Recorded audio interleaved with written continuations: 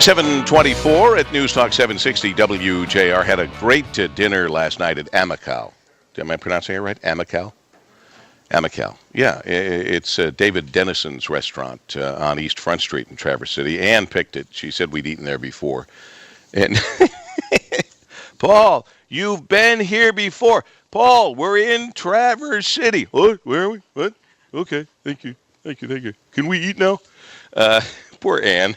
She's my caretaker. When did you go from being my executive producer to my caretaker?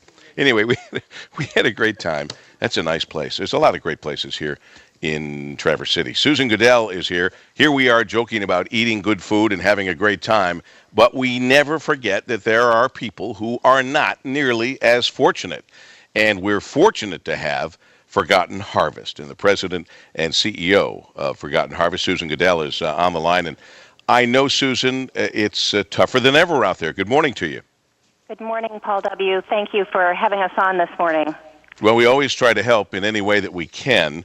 And I know you're concerned about the increasing problems and the increasing hunger throughout our Detroit area. People who never, ever thought they were going to need help like this are now depending on you. And therefore, those of us who can have to help you as much as we can. And how can we do that?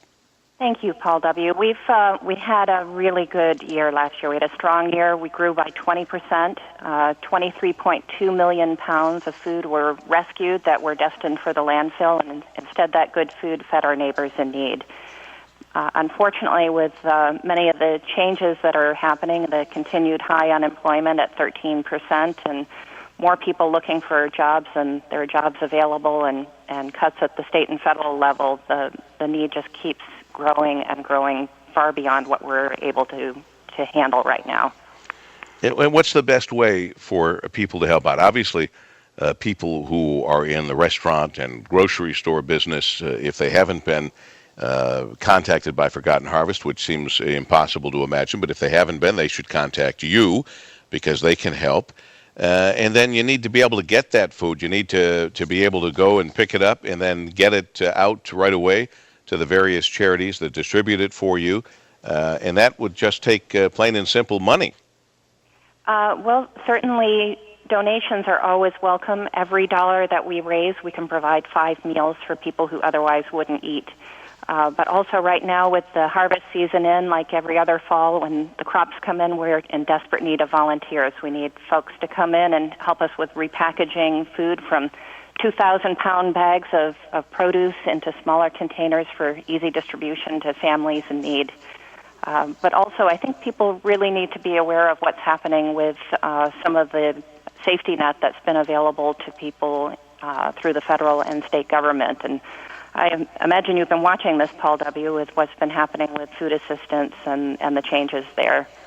Sure, and in the cut back now in the welfare rules and the tightening up on who is going to be on there beyond 4 years. That's not going to happen. That's changing, and more people that are finding themselves in circumstances that they haven't been in before.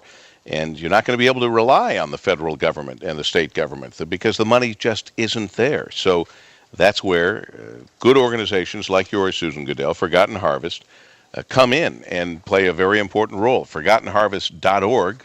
ForgottenHarvest.org is the way to be in touch. And if you're looking to volunteer, it's a great opportunity for you. In fact, it's a great opportunity for you and your family. What a great learning experience for the kids to go and be involved in something like this and learning at an early age that helping others has a tremendous payback personally.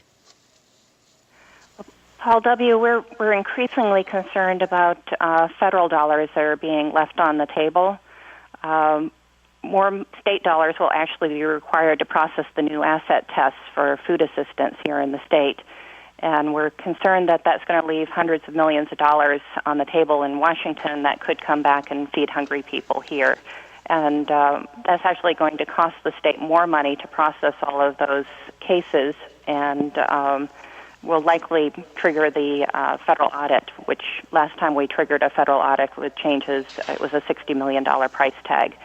So we're concerned about the increased number of people that will be falling off those programs when there aren't any jobs, but will be turning to the charitable sector seeking food.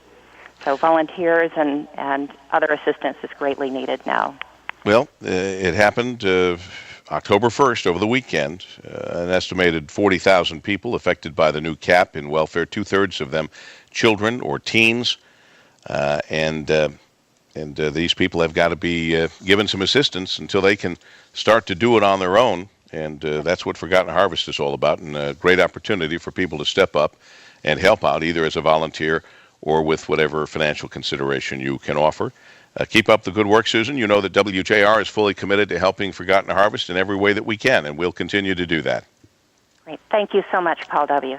Oh, it's our pleasure. It is heading towards 7:30 on News Talk 760 WJR.